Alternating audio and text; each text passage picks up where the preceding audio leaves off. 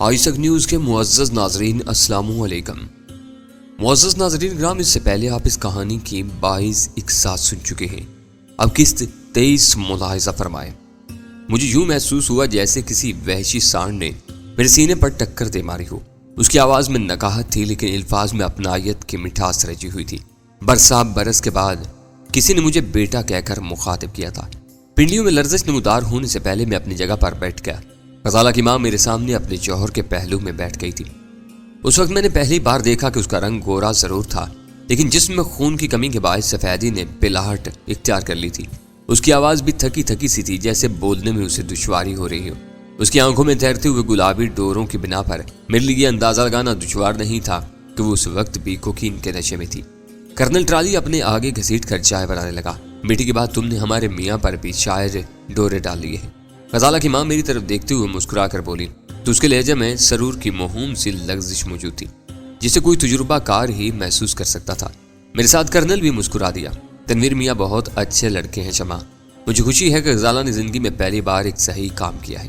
اس نے ہاتھ روکے بغیر بیوی سے کہا خدا انہیں ہمیشہ اچھا ہی رکھے۔ اس نے بزرگانہ لہجے میں کہا، پھر گردن کو ایک ادا کے ساتھ ہلکا سا خم دے کر بولی جسے آپ اچھا سمجھ لیں وہ خوش نصیب ہی ہوگا، برے تو ہم ہی ہیں جو آپ کے پلے بن گئے۔ اس نے جو کچھ کہا مذاق ہی تھا۔ کرنل شاید ایسی گفتگو کا عادی تھا لیکن اس کے مخمور لہجے میں سسکتا ہوا کر مجھ سے پوشیدہ نہ رہ سکا۔ وہ بے حد حسین اور پروکار عورت تھی۔ نہ جانے اس ہوس کے کس غلام نے جسموں کی منڈی میں نیلامی چڑھا دیا تھا۔ اگر اس کا ماضی داغدار نہ ہوتا تو شاید اس کی ذات اور بھی بھرپور ہوتی۔ شوہر نے اسے ایک جہنم سے تو نجات دلا دی تھی لیکن دوسرے روگ سے جان چھڑوانا اس بیچارے کے بس سے باہر تھا۔ مان اندر بہتر بے دو ہزیانی چیخیں ابھری اور میں چونک پڑا۔ غزالہ کی ماں کے چہرے پر اذیت کی لہر توڑ گئی۔ اس نے آنکھیں بند کر کے اتنی مضبوطی سے اپنے دانت بھینچے کہ اس کے جبڑوں کی وریدیں جلد ہی ابھر آئیں۔ کرنل ٹرالی چھوڑ کر اندر لپکا تو میں بھی اس کے پیچھے ہو لیا۔ غزالہ ایک بند کمرے کی کھڑکی کی آہنی گرل تھامے اندر جھانک رہی تھی۔ قدموں کی آواز سنتے ہی وہ پیچھے مڑی اور اضطراری لہجے میں ڈیڈی ڈیڈی پکارنے لگی۔ اس نے خود کو زخمی کر لیا ہے۔ اس کے چہرے پر وحشت اور تشویش کے سائے لرزاں تھے، آنکھوں میں ہلکی سی نمی تھی، جیسے چیخیں سن کر وہاں آنے سے پہلے تنہائی میں روتی رہی ہو۔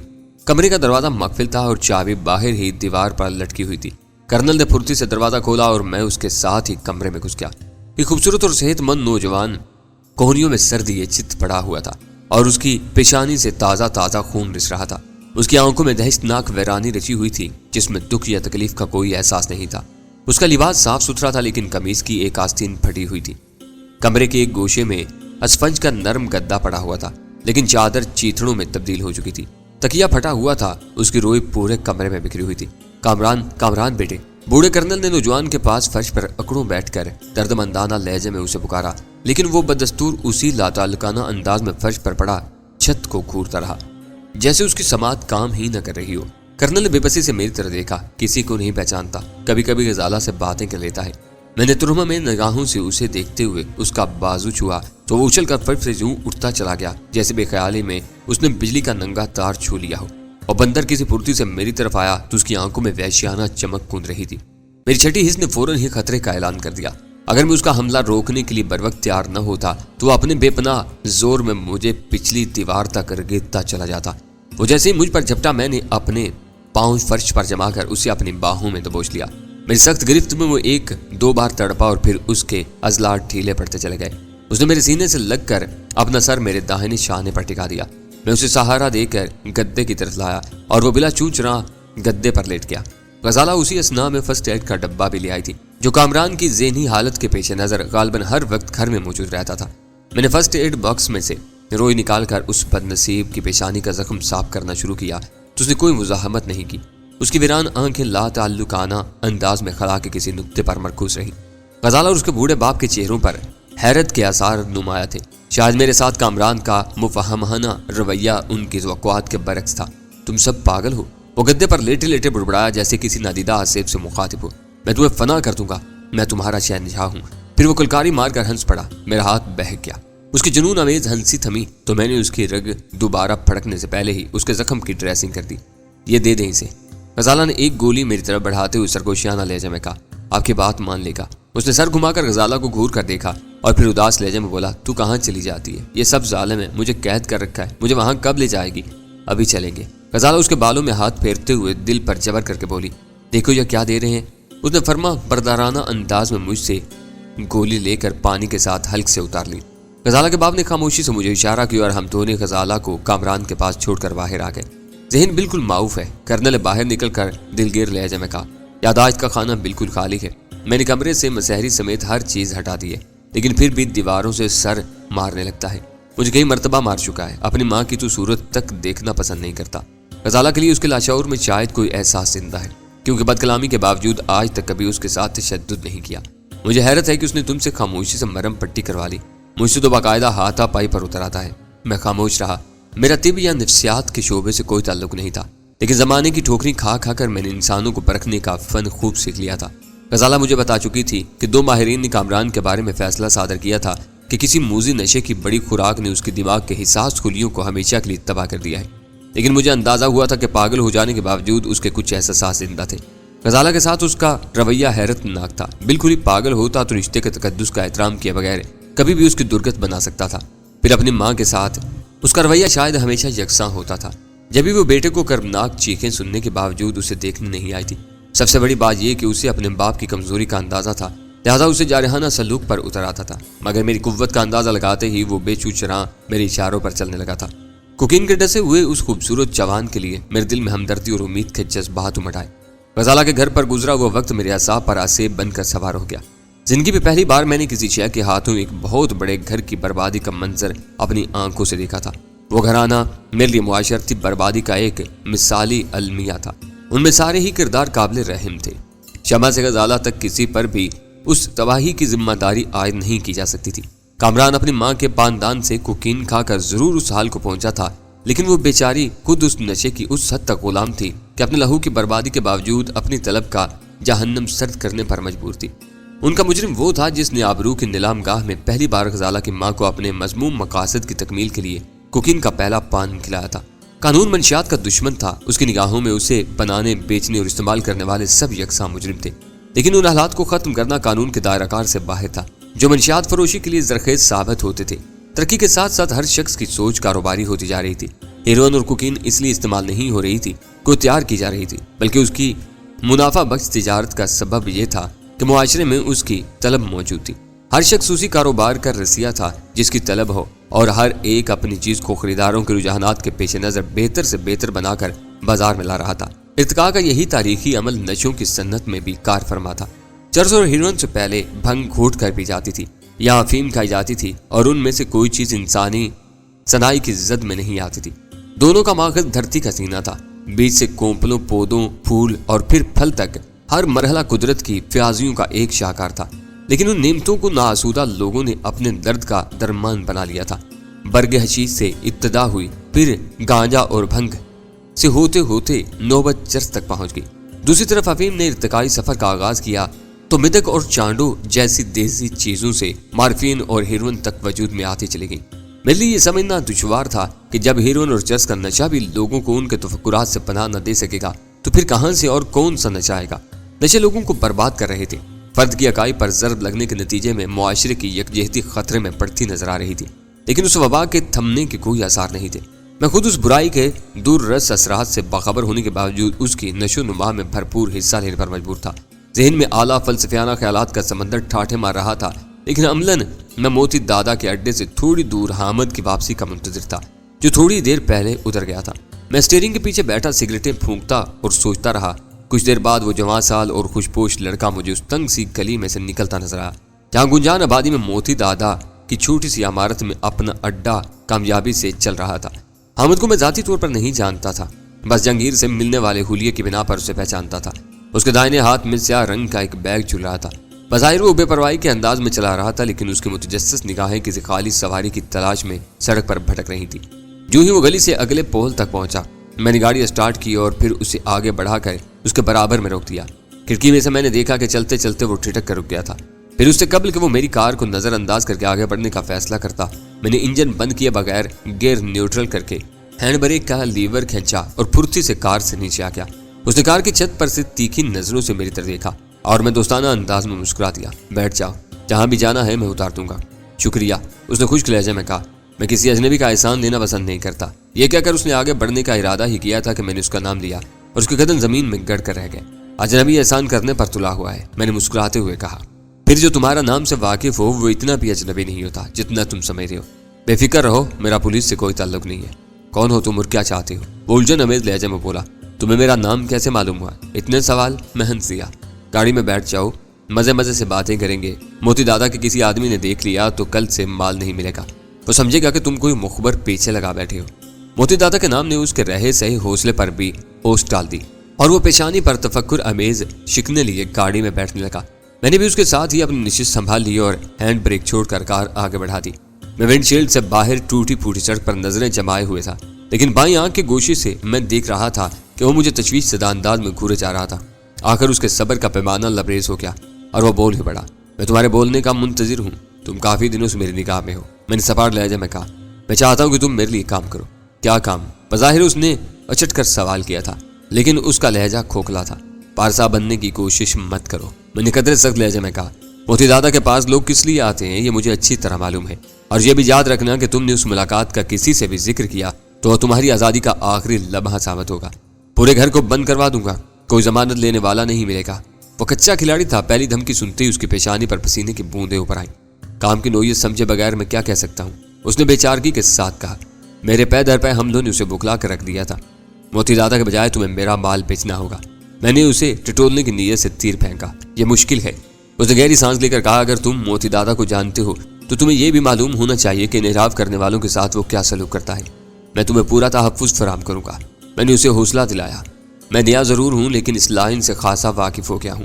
وہ تھوک نکلتے ہوئے بولا، کوئی کسی کو تحفظ فراہم نہیں کرتا، سب اپنی ساکھ بچاتے ہیں۔ اس نے میرے ہاتھ پیر توڑوا دیے تو شاید تم بھی اس کے ایک دو آدمیوں کو معذور کروا دو، لیکن میرا کیا بنے گا؟ میں تو زندگی بھر سسکتا ہی رہوں گا نا۔ اس نئے پنچھی نے بہت بڑی بات کہہ دی تھی۔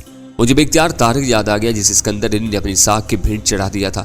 وہ ٹھیک ہی کہہ رہا تھا، جرائم کی دنیا میں کوئی کسی کا بچاؤ نہیں کرتا، سب اپنے مفادات کے لیے بھیڑیے بن جاتے ہیں، اور جب اپنی ذات خطرے میں نظر آئے تو بلا تردد ہر ایک کو داؤ پر لگا دیتے ہیں۔ تو اسے میں تمہارا انکار سمجھ لوں؟ میں نے قدر توقف کے بعد سوال کیا۔ کوئی قابل عمل بات ہو تو میں تیار ہوں، اس نے جلدی سے وضاحت کی۔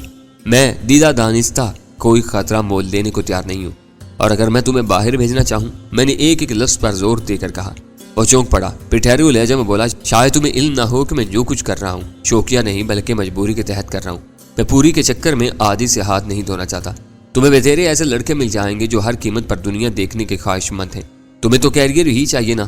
وہ اپنی عمر سے کہیں زیادہ سمجھدار نظر آ رہا تھا، شاید تلخ حالات نے اسے اپنے ماحول سے بہت جلد سیکھ لینے کا عادی بنا دیا تھا۔ اسی وجہ سے وہ اشارہ پاتے ہی سمجھ گیا تھا کہ میں اس کے ذریعے مال باہر بھیجنے کے چکر میں تھا۔ حقیقت یہ تھی کہ وہ شہر میں رہ کر نہایت خوش اسلوبی سے اپنا کام سر انجام دے رہا تھا، اور میں اسے اس کی جگہ سے ہٹانا نہیں چاہتا تھا۔ میرا مقصد صرف اتنا تھا کہ باتوں ہی باتوں میں اسے اس قدر مجبور کر دوں کہ وہ خود ہی اپنے دوستوں کو متعارف کروانے پر آمادہ ہو جائے، لیکن اس نے اپنی ذہانت سے فوراً ہی میرا مداح بھانپ کر مجھے پیچیدہ گفتگو سے بچا لیا۔ یہی سمجھ لو، میں تیکھے لہجے میں کہا، لیکن تمہارے سامنے ہوتے ہوئے میں دوسروں کی تلاش میں شہر میں دھکے کیوں کھاتا پھروں؟ میں تم سے اور تمہارے پس منظر سے پوری طرح واقف ہوں۔ تم اس وقت بھی ٹریڈ میں ہو، تم سے بہتر آدمی مجھے کہاں ملے گا؟ وہ سوچ میں پڑ گیا، پھر چند ثانیوں کے توقف کے بعد بولا۔ موتی دادا کو پھنک بھی پڑ گئی تو وہ اونچا اڑنے سے پہلے میرے پر کاٹ دے گا۔ میں تمہیں کئی نام دے سکتا ہوں، تم انہیں سیاحت کے ساتھ تھوڑا سا مالی مفاد بھی فراہم کرو گے تو پوری رازداری اور اعتماد کے ساتھ تمہارے لیے کام کریں گے۔ آخرکار وہ اسی لائن پر آ گیا جو میں چاہ رہا تھا۔ ان میں لڑکیاں بھی ہوں گی، میں نے مستفسرانہ لہجے میں کہا۔ دیکھنا پڑے گا، اوپر خیال لہجے میں بولا۔ بظاہر تو بہت سی لڑکیاں آزاد خیال نظر آتی ہیں، لیکن ملک سے باہر نکلنا شاید کسی کے لیے بھی ممکن نہ ہو۔ ہاں، اپنے شہر میں رہتے ہوئے وہ بہت کچھ کر سکتی ہیں۔ تمہاری گلو خلاصی کی ایک ہی صورت ہے، میں نے فیصلہ کن لہجے میں کہا۔ مجھے کل تک کم از کم 3 آدمی فراہم کرو جو میرا مال باہر لے جا سکیں۔ بعد میں بھی تمہیں وقتاً فوقتاً یہ کام کرنا ہوگا تاکہ تم میری سرگرمیوں کے بارے میں اپنی زبان بند رکھو۔ اس کا انداز تلخ ہو گیا۔ میں تمہیں بلیک میل نہیں کر رہا، میں نے جلدی سے کہا۔ تمہاری سرگرمیوں کا حوالہ نہ دیتا تو تم گفتگو کرنے پر بھی آمادہ نہ ہوتے۔ میں تمہیں ہر آدمی کے 1000 روپے ادا کروں گا۔ اس کی نگاہوں میں چمک اوت کر آئی۔ پھر مجھے کوئی عذر نہیں، لیکن کام شروع کرنے سے پہلے میں تمہارا طریقہ کار ضرور جاننا چاہوں گا۔ جس دن آدمی مال لے کر روانہ ہوں گے تمہیں تمہارا حصہ۔ میں نے وضاحت کرنا چاہیے، لیکن اس نے درمیان سے میری بات کاٹ دی۔ مجھے اپنے حصے کی فکر نہیں، میں نے اندازہ لگا لیا ہے کہ تم بات سے پھرنے والوں میں سے نہیں ہو۔ میں یہ معلوم کرنا چاہ رہا ہوں کہ کیا ان لوگوں کو معلوم ہوگا کہ وہ سیاحت کی آڑ میں کیا کام کر رہے ہیں؟ میں دل ہی دل میں اس کی ذہانت کی داد دیے بغیر نہ رہ سکا۔ وہ بات سنتے ہی اس کی تہہ تک پہنچ جاتا تھا، پھر کرید کرید کر خامیوں، کمزوریوں یا ایسے پہلوؤں کو سامنے لے آتا تھا۔ بات صرف اتنی تھی کہ وہ روشن دماغ اور تعلیم یافتہ تھا، اور جب ایسے لوگ جرائم کی طرف راغب ہو جائیں تو پوری طرح سمجھنے بوجھے بغیر کسی جرم کا ارتکاب نہیں کرتے۔ اس نے جو سوال کیا وہ بنیادی اہمیت کا حامل تھا، اور سچی بات یہ ہے کہ اس مرحلے پر میں اس کے جواب کے لیے تیار نہیں تھا۔ لہٰذا میں نے سوچا کیوں نہ اسی سے جملہ امکانات کے بارے میں اس کی رائے معلوم کی جائے۔ اگر فیصلہ تم پر منحصر ہو تو تم کیا کرو گے؟ میں نے اپنے خالی ذہن ہونے کا اعتراف کیے بغیر چپتے ہوئے لہجے میں سوال کیا، تاکہ وہ چٹک کر بھرپور انداز میں میری بات کا جواب دے سکے۔ انہیں مکمل طور پر لاعلم رکھ کر باہر بھیجنے کا تو تصور ہی اہم کا نہ ہوگا۔ انہیں چند ثانیوں کی پرخیال خاموشی کے بعد ٹھہرے ہوئے لہجے میں کہنا شروع کیا، کیونکہ کوئی اپنی گرہ سے ہزاروں روپے خرچ کر کے کسی کو بلا وجہ باہر نہیں بھیجتا، پھر انہیں کسی خاص منزل پر کسی کو کوئی خاص چیز بھی پہنچانا ہوگی، لہٰذا انہیں اندھیرے میں رکھنا بے اعتمادی کے مترادف ہوگا۔ اس کے بعد دو ہی صورتیں رہ جاتی ہیں، مال ان کے حوالے کر کے ان کا تحفظ اور ترسیل ان پر چھوڑ دی جائے، یا اپنے طور پر مال کسی غیر اہم چیز میں چھپا کر ان کے حوالے کیا جائے اور وہ اسے چھیڑے بغیر مقررہ آدمی تک پہنچا دیں۔ آخری صورت اختیار کی جائے گی۔ میں نے کہا انہیں کسی آرائشی چیز میں چھپا کر مال دیا جائے گا، لیکن مال کی اصل نوعیت سے وہ لاعلم رہیں گے تاکہ بڑا لالچ نیت میں فطور کا سبب نہ بن سکے۔ میں سمجھا نہیں۔ وہ الجھن امیز لہجے میں بولا، کیا وہ یقین کر لیں گے کہ انہیں محض ایک تحفے کی ترسیل کے لیے ہزاروں میل کے سفر پر بھیجا جا رہا ہے؟ اوہ، میں دھیمے سے ہنس پڑا۔ یوں سمجھ لو کہ وہ ہیروئن لے جائیں گے، لیکن بتایا یہ جائے گا کہ وہ چرس کا سیمپل لے جا رہے ہیں۔ پیکنگ میں یہ اہتمام کر لیا جائے گا کہ وہ مال کی اصلیت سے واقف نہ ہو سکے، لیکن اس سے تمہارے لیے کیا فرق پڑے گا؟ اب مجھے خاصی حد تک ملوث ہونا پڑے گا۔ اس کے پاس جواب تیار تھا۔ مجھے اعتماد کے لوگوں سے بات کرنا ہوگی اور انہیں رازداری کی تاکید کے ساتھ یہ بتانا ہوگا کہ انہیں کوئی اہم چیز باہر لے جانی ہے، ورنہ میں سوچ رہا تھا کہ انہیں تم سے متعارف کروا دوں گا، بقیہ معاملات تم خود طے کر لو گے۔ کل تم انہیں کس وقت لاؤ گے؟ میں نے پوچھا۔ 5 بجے، وہ سوچتے ہوئے بولا۔ تمہارا پتہ ٹھکانہ کیا ہے؟ پھر 5 بجے میں انڈس ہوٹل میں تمہارا انتظار کروں گا۔ میں نے سوچتے ہوئے ہوٹل کا نام لے دیا کہ کسی پبلک پلیس وغیرہ میں ملاقات طے کرنے میں وہ لوگ یہ سوچ کر پریشان ہو سکتے تھے کہ جو شخص پہلی ملاقات کے لیے ڈھنگ کی جگہ کا نظام نہ کر سکے وہ اپنی کنجوسی یا کوتاہ بینی کی وجہ سے انہیں کیا دے گا۔ ہوٹل کے بجائے گھر پر زیادہ آسانی سے گفتگو ہو سکتی ہے، اس نے مشورہ دینے کے انداز میں کہا۔ تو اپنے گھر پر بلا لو۔ وہ تلخ انداز میں ہنس پڑا۔ تو کمرے کے بوسیدہ سے مکان میں رازداری کہاں ہو سکتی ہے؟ پھر اس 4 دیواری میں لمبی لمبی باتیں ان تینوں کو مذاق محسوس ہوگی۔ تمہارا اپنا گھر تو ہوگا؟ میں ڈیرہ غازی خان سے آیا ہوں اور انڈس ہوٹل میں ٹھہرا ہوا ہوں۔ میں نے ایک ایک لفظ پر زور دے کر کہا۔ میرا موجودہ کمرہ بے آرام ہے، ہو سکتا ہے کہ آج ہی مجھے دوسرا کمرہ مل جائے۔ تم انکوائری سے میرے بارے میں معلوم کر لینا۔ ٹھیک 5 بجے میں تمہارا انتظار کروں گا۔ تمہارے بارے میں تو اس وقت معلوم کر سکوں گا جب تمہارا نام معلوم ہوگا۔ وہ طنزیہ انداز میں بولا۔ اوہ، مجھے فوراً ہی اپنی غلطی کا احساس ہو گیا۔ میرا نام شہباز خان ہے۔ دراصل تم سے باتوں میں یوں محسوس ہوا جیسے ہم ایک دوسرے کے لیے اجنبی نہ ہوں۔ شہباز خان۔ اس نے زیر لب دھرایا، پھر ذرا قدر توقف کے بعد بولا، اب واسطہ پڑ ہی گیا تو تمہیں ایک اور بات بھی بتا دینا ہوگا۔ اس بارے میں موتی دادا کو اعتماد میں لینے میں کوئی حرج تو نہیں ہوگا۔ ایسا غضب بھی نہ کرنا، میں نے مصنوعی بوکھلاہٹ کے ساتھ مظاہرہ کرتے ہوئے کہا۔ وہ تم کو روکے یا نہ روکے، لیکن یہ ہو سکتا ہے کہ میرے آدمی روانگی سے پہلے ہی دھر لیے جائیں۔ اس کا تمہارا مقابلہ ہی کیا؟ وہ بولا۔ موتی دادا مقامی سپلائر ہے اور تم ایک ایکسپورٹر ہو۔ اصولاً تو اسے خاموش ہی رہنا چاہیے۔ دراصل میں کوئی ایسا کام نہیں کرنا چاہتا جو آگے چل کر میرے لیے الجھن کا سبب بن جائے۔ تم بے فکر رہو، اسے بھنک بھی نہ مل سکے گی کہ تم نے کوئی دوسرا کام کیا ہے۔ میں نے اسے دلاسا دیتے ہوئے کہا اور گاڑی سڑک کے کنارے روک دی۔ اتنی بے مروتی مناسب نہیں، اس نے مسکراتے ہوئے کہا۔ یہاں تک آ گئے ہو تو مارٹن روڈ پر ہی اتار دینا، میں وہیں رہتا ہوں۔ اتنے کم فاصلے کے لیے کوئی سواری نہیں مل سکے گی۔ میں نے اس کی بات پوری ہونے سے پہلے ہی گاڑی آگے بڑھا دی۔ وہ میری توقع سے کہیں بڑھ کر ہوشیار ثابت ہوا تھا، لہٰذا اسے اتار کر میں فوراً شہر کی طرف روانہ ہو گیا۔ انڈس ہوٹل میرے لیے کوئی نئی جگہ نہیں تھی۔ کبھی کبھار ماحول کی تبدیلی کے لیے میں وہاں کمرہ کرائے پر لے لیتا تھا اور وہاں اصل نام سے نہیں پہچانا جاتا تھا۔ جب بھی وہاں گیا شہباز خان کے نام سے ہی کمرہ حاصل کیا تھا۔ یہی وجہ تھی کہ انڈس ہوٹل کا نام لینے کے بعد میں نے حامد کو اپنا نام شہباز خان بتایا تھا۔ میں ویسے بھی اپنی اصلیت اس سے پوشیدہ ہی رکھنا چاہتا تھا۔ استقبالیہ کاؤنٹر پر میرا استقبال تپاک سے کیا گیا۔ کلرک خلاف معمول مجھے تنہا دے کر حیران ضرور ہوا تھا، لیکن اس بارے میں کوئی سوال کرنے کی ہمت نہیں کر سکا۔ میں نے 2 دن کا پیشگی کرایہ ادا کر کے رجسٹر کے اندراجات کے مقابل شہباز خان کے نام سے دستخط کیے اور پھر ایک پورٹر کے ساتھ سینوں کی طرف چل دیا۔ جو کمرہ مجھے دیا گیا وہ پہلے سے صاف تھا۔ بستر سے غسل خانے میں صابن اور تولیے تک ہر چیز موجود تھی۔ میں نے پورٹر کو ٹپ میں 5 روپے کا نوٹ دیا اور وہ کیسے نکالتا ہوا واپس چلا گیا۔ اس وقت میری رسٹ واچ میں 7 بجنے میں 10 منٹ باقی تھے۔ میں چند ثانیوں بعد باہر نکلا اور کمرہ مقفل کر کے عقبی زینوں سے نیچے اترتا چلا گیا۔ رات میں اچانک ہی مجھے خیال آیا کہ جہانگیر سے ٹرانسمیٹر پر میری گفتگو ہوئی تھی، لیکن اس نے مجھے یہ نہیں بتایا تھا کہ میں اپنی نجی حیثیت میں جیوا ہاؤس کے کمرہ نمبر 3 میں گھسا تھا۔ نہ جانے اس نے کیا سوچ کر یہ اطلاع اپنی ذات تک محدود رکھی تھی۔ اگر وہ ذکر چھیڑ دیتا تو مجھے بھی وہ چھوٹا سا لیکن اہم معاملہ یاد آ جاتا اور میں بیفور کی حیثیت سے اسے ہدایات جاری کر دیتا کہ آئندہ ڈینی کو نمبر 3 میں بلا روک ٹوک جانے دیا جائے اور وہ یہ حکم جیوا ہاؤس کے محافظوں تک پہنچا دیتا۔ پچھلی بار میں نے جہانگیر سے بات کر کے محافظوں سے اپنی انگلو گلاسی کروا لی تھی، لیکن مجھے یقین تھا کہ نئی ہدایات کی غیر موجودگی میں وہ میرے بارے میں محتاط رہیں گے اور مجھے اس بات کا موقع نہیں دیں گے کہ میں 3 نمبر میں گھس سکوں۔ ہوا بھی یہی۔ میں جیوا ہاؤس کے پورچ میں کار سے اتر کر اندر چلا تو 2 میں سے ایک محافظ میرے ساتھ ہو لیا۔ کیا بات ہے نورے؟ میں نے قدموں کی چاپ پر پلٹ کر ناگوار لہجے میں سوال کیا۔ یہ آج میرے پیچھے کیوں لگے ہوئے ہو؟ ہم حکم کے بندے ہیں ڈینی صاحب، وہ مجھ سے نگاہیں چار کر کے سنجیدگی سے بولا۔ ہمیں 3 نمبر کے بارے میں سخت احکامات ملے ہوئے ہیں۔ کل تم موقع پا کر وہاں گھس گئے اور ہمیں واپسی پر تمہیں روکنا پڑا۔ وہ تو غنیمت ہوا کہ جہانگیر کا پارا نہیں چڑھا، ورنہ وہ ہمیں سولی چڑھا دیتا۔ میری دانست میں وہ قطعی حق بجانب تھا۔ مجھے 3 نمبر ہی میں جانا ہے، میں نے رک کر کہا۔ کل کے تجربے کے باوجود تم میری راہ میں حائل ہو رہے ہو۔ وہ حکم میرے لیے نہیں تھا، باہر جا کر اپنی ڈیوٹی سر انجام دو۔ میری کوشش تھی کہ وقت ضائع کیے بغیر میں ٹرانسمیٹر تک پہنچ جاؤں۔ نہیں سر، وہ فیصلہ کن لہجے میں بولا۔ کل جو کچھ ہوا وہ کل ہی کے لیے تھا، آگے کے لیے کوئی حکم نہیں ملا۔ اس کا مطلب یہ ہے کہ 3 نمبر سے تم بھی دور ہی رہو گے۔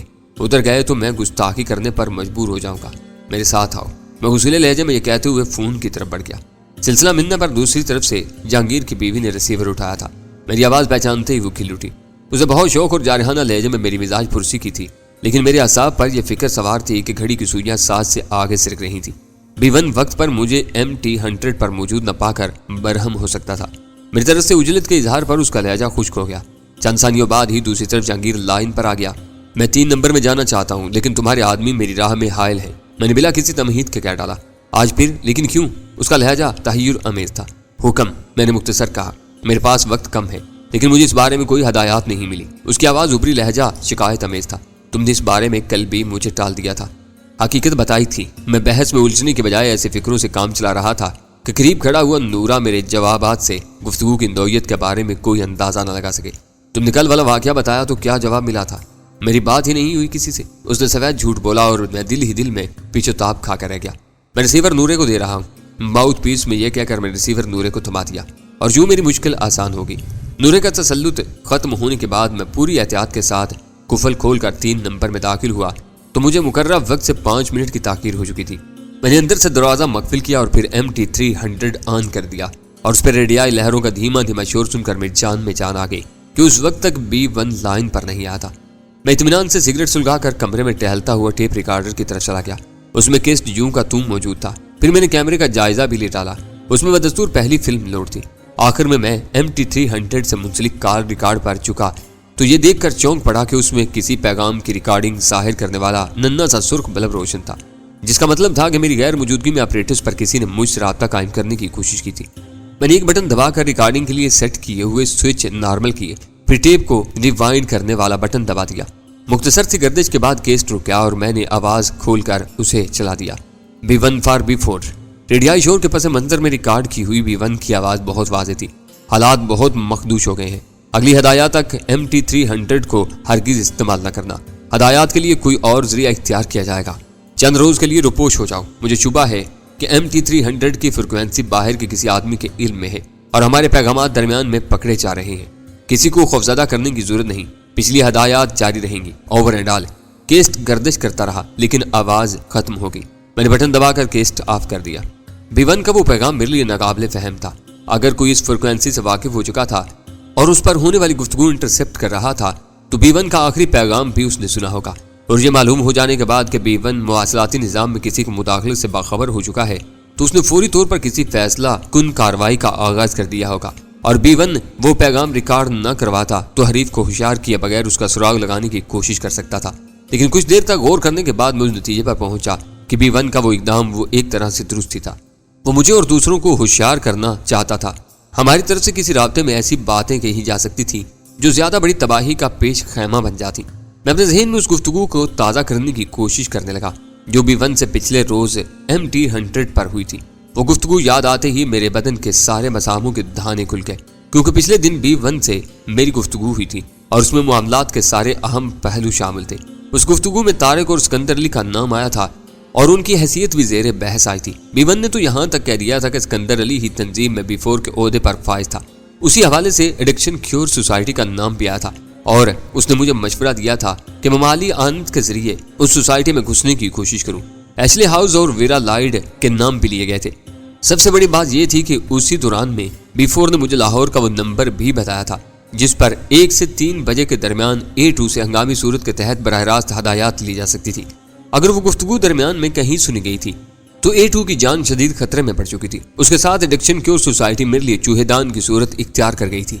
ادھر رخ کرتے ہی میرے لیے اس نامعلوم دشمن کی طرف سے ناقابل تصور خطرات پیدا ہو سکتے تھے، اور ان سارے اندیشوں کی تصدیق کے لیے میرے پاس صرف ایک ہی صورت باقی رہ گئی تھی۔ بیون نے اس گفتگو کے دوران مجھے اس ٹرک کے بارے میں اطلاع دی تھی جو مال لے کر آ رہا تھا۔ پروگرام کے مطابق تقریباً 2 گھنٹے پہلے 5 بجے شام C1 کے آدمیوں کو نیشنل ہائی وے کے 18ویں سنگ میل پر مخصوص اشاروں اور علامات کے ذریعے ٹرک نمبر PR039 کا چارج سنبھالنا تھا۔ وہ گفتگو اگر کسی دشمن نے سنی تھی تو اس کا سب سے پہلا وار اس ٹرک پر ہونا چاہیے تھا۔ ٹرک لوٹا جا سکتا تھا یا اس پر کامیاب چھاپا پڑ سکتا تھا۔ میں نے فوری طور پر اپنا آپریٹس نکالا اور C1 سے رابطے کی کوشش کرنے لگا۔ دوسری کوشش میں اس کی طرف سے جواب مل گیا۔ اس کی آواز پوری طرح پرسکون تھی۔ مال کا کیا رہا؟ میں نے چھوٹتے ہی سوال کیا۔ ٹرک کہاں ہے؟ اوور۔ ٹرک کا مجھے علم نہیں، مال میرے آدمیوں کی تحویل میں ہے۔ اوور۔ اس کا جواب سن کر مجھے خاصی تسلی ہوئی، کیونکہ کسی دشمن کے اوچھے وار کے نتیجے میں اس تنظیم کے بڑے میری دستے سے باہر نکل جاتے تو مجھے زندگی بھر اپنی اس ناکامی کا کلک رہتا۔ ٹرک محفوظ تھا، لہٰذا 2 ہی صورتیں ممکن تھی۔ یا تو میری اور B1 کی گفتگو کسی نے نہیں سنی تھی اور کسی بھی طرف سے مجھے مقامی طور پر کسی فوری خطرے کا سامنا نہیں تھا، یا گفتگو سننے والا ٹرک پر آنے والے مال کے ذریعے کسی بڑے پر ہاتھ ڈالنے کے چکر میں تھا۔ ان دونوں میں سے جو بھی صورتحال پیدا ہوئی تھی وہ احتیاط کی متقاضی تھی۔ میں نے فیصلہ کیا کہ میں کوئی واضح صورتحال سامنے آنے تک دور رہ کر جائزہ لیتا رہوں گا۔ B1 کی طرف سے مجھ پر سے ہر پابندی ہٹا لی گئی تھی۔ اس طرح مجھے اپنے طور پر پیش قدمی کے لیے مہلت مل گئی تھی۔ اگلی ہدایات تک ساری سرگرمیاں معطل رہیں گی۔ فی الحال 2-4 روز مجھ سے بھی رابطہ کی ضرورت نہیں۔ فضا سازگار ہوتے ہی میں خود رابطہ قائم کروں گا۔ اوور۔ میں نے بٹن دبا کر C1 سے کہا، کیا کوئی بری خبر ہے؟ اوور۔ C1 کی آواز میں تشویش امڑ آئی۔ اس کا وہ سوال غیر ضروری تھا، لیکن وہ میرے لیے اس سے قریب ہونے کا اچھا موقع تھا۔ بری خبر ضرور ہے، لیکن میری سمجھ میں نہیں آتا کہ میں تم کو کس حد تک اعتماد میں لے سکتا ہوں۔ اوور۔ میں نے شوشہ چھوڑا۔ کیا یہ کافی نہیں کہ اسکندر علی کے بعد تمہیں عارضی اختیارات میرے توسط سے ملے تھے اور B1 سے ہدایات بھی میرے ہی ذریعے ملتی تھی؟ اوور۔ اس نے پہلی بار اسکندر کا نام لیا تھا، جس کا مطلب تھا کہ وہ اچھی طرح اس بات سے واقف تھا کہ کب کس کو کس حد تک اعتماد میں لینا ہے۔ مجھے کل ہی پتا چلا کہ اسکندر مجھ سے پہلے بھی فور تھا۔ میں نے گہرا سانس لے کر کہا، میرے لیے یہ ماننا دشوار ہے کہ وہ نہ مارا جاتا تو مجھے B1 تمہارے ذریعے ہدایات دیتا، کیونکہ MT300 تو میری تحویل میں تھا۔ اوور۔ میرا اس سے فون پر رابطہ تھا۔ قدر توقف کے بعد C1 کی آواز ابھری، آج میں 2 مرتبہ کوشش کر چکا ہوں لیکن ادھر سے کوئی جواب نہیں مل رہا۔ یہ غیر معمولی بات ہے، اسی لیے میں پریشان ہوں۔ اوور۔ میرے سر سے ایک بڑا بوجھ ہٹ گیا۔ C1 نے ایک بہت اہم مسئلہ صاف کر دیا تھا۔ اس کے اس حد تک کھل جانے کے بعد میں نے بھی اسے اعتماد میں لینے کا فیصلہ کر لیا۔ آج B1 سے میری بات نہیں ہو سکی، لیکن کال ریکارڈ پر اس کا پیغام موجود تھا۔ یہ بات تم اپنی ذات تک محدود رکھو گے۔ اسے شبہ ہے کہ MT300 کسی کے آبزرویشن میں آ گیا ہے۔ اوور۔ یعنی فی الحال رابطہ ختم۔ اوور۔ C1 کی تحیر امیز آواز ابھری، ہاں حالات سازگار ہونے پر وہ خود رجوع کرے گا۔ Over and all. میں نے ٹرانسمیٹر آف کر دیا۔ MT300 بدستور آن تھا، لیکن اس پر ہلکے ہلکے ریڈیائی شور کے علاوہ کوئی آواز نہیں تھی۔ میں نے اسے آف کیا اور پھر 3 نمبر سے باہر نکلا۔ B1 نے کسی ہنگامی صورت کے لیے مجھے A2 کا لاہور کا نمبر دیا تھا۔ میری دانش میں وقت آ گیا تھا کہ میں رات کے 1 بجے کے بعد اس سے بات کرنے کی کوشش کرتا۔ برسوں میں تنظیم کے ایک غیر اہم کارندے کی طرح محض سکندر علی کے احکامات پر عمل کرتا رہا۔ اس دوران میں نے خطیر رقم کمائی، مگر تنظیم میں کوئی اہمیت حاصل نہ کر سکا۔ اب حالات بدلنے شروع ہوئے تو اتنی تیزی سے میری حیثیت سازگار ہو چلی تھی کہ میں خود بھی فور بن چکا تھا۔ C1 اور رکشی میرے سامنے تھی، B1 سے میری گفتگو ہو چکی تھی اور اب A2 سے رابطہ قائم ہونے والا تھا۔ تنظیم کی بکھری بکھری سی کڑیاں بتدریج سامنے آتی جا رہی تھی اور مجھے یوں محسوس ہو رہا تھا جیسے تھوڑے ہی عرصے میں ان کڑیوں کو یکجا کر کے میں تنظیم کے اصل سربراہ تک پہنچنے میں کامیاب ہو جاؤں گا۔ A2 سے گفتگو اور حامد کے دوستوں سے ملاقات کے بعد میں فوری طور پر لاہور روانہ ہونے کا فیصلہ کر چکا تھا، تاکہ میں یقینی کہ اس ماحول سے فائدہ اٹھاتے ہوئے ان کی صفوں میں انتشار پیدا کر سکوں۔ میں اپنے خیالات کی رو میں ڈوبا جیوا ہاؤس سے روانہ ہوا تو میرے ذہن کے کسی بعید ترین گوشے میں بھی یہ امکان موجود نہیں تھا کہ رکشی ڈٹائی کے ساتھ دوبارہ مجھ سے ٹکرائے گی۔ وہ پوری حشر سماجیوں کے ساتھ اس مورچے پر میری منتظر تھی جہاں اس سے پچھلی رات ملاقات ہوئی تھی۔ پہلے موڑ سے میری کار گھومی تو اس کا رخ میری ہی طرف تھا۔ اس نے گاڑی پہچان کر مجھے روکنے کے لیے ہاتھ اٹھا دیا تھا۔ میں تو خیر اچھی طرح جانتا تھا کہ وہ تنظیم کے کسی بڑے کی طرف سے سکندر علی کی نگرانی کے لیے مامور کی گئی تھی اور اس کی معزولی اور پھر موت کے بعد میرے بھی فور بنتے ہی اسے میرے پیچھے لگا دیا گیا تھا۔ تاکہ وہ میری پل پل کی مصروفیات پر نگاہ رکھ سکے، لیکن اسے ذرا بھی شبہ نہیں تھا کہ میں اس کی اصلیت سے واقف ہو چکا ہوں۔ وہ نادانستگی کا اظہار کرتے ہوئے دانستہ مجھ سے ٹکرائی تھی اور مجھے مختلف حربوں سے گھائل کرنے کی ہر ممکن تدبیریں کر گزری تھی، اور آخرکار اگلی ملاقات کا تعین میری مرضی پر چھوڑ کر رخصت ہو گئی تھی۔ پچھلی رات وہ 10 بجے کے بعد وہاں ملی تھی اور اس روز 7:30 بجے ہی وہاں کھڑی ہوئی تھی۔ اس کا مطلب تھا کہ اسے میرے معمولات سے بہت زیادہ آگاہی حاصل تھی۔